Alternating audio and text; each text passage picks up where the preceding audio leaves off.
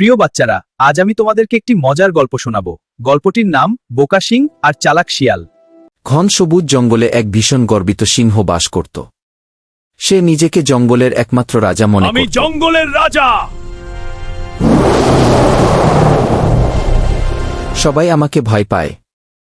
জঙ্গলের সব পশুরা সত্যিই তাকে ভয় পেত।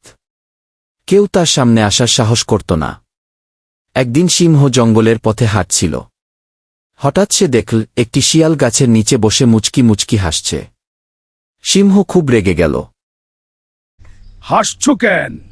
আপনার রাগ দেখে? এত সাহস! শিয়াল একদম শান্ত গলায় বলল, আমি হাসছি কারণ তুমি নিজেকে রাজা ভাবছ, অথচ জঙ্গলের সবাই তো আমাকে রাজা মানে। প্রমাণ দাও। শিয়াল চতুর হাসি দিয়ে বলল, চলো আমার সাথে, দেখো সবাই কাকে ভয় পায়। তারপর শিয়াল সামনে হাঁটতে লাগল আর সিংহ তার পিছনে। তারা জঙ্গলের ভেতর দিয়ে এগোতে লাগল।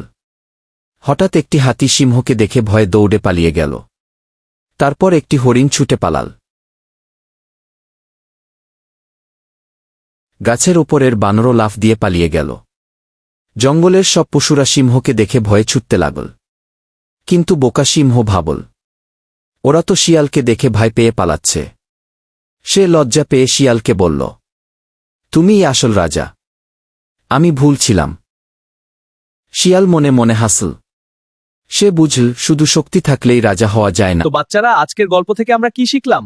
শুধু শক্তি থাকলেই সব হয় না, বুদ্ধি থাকাও খুব দরকার।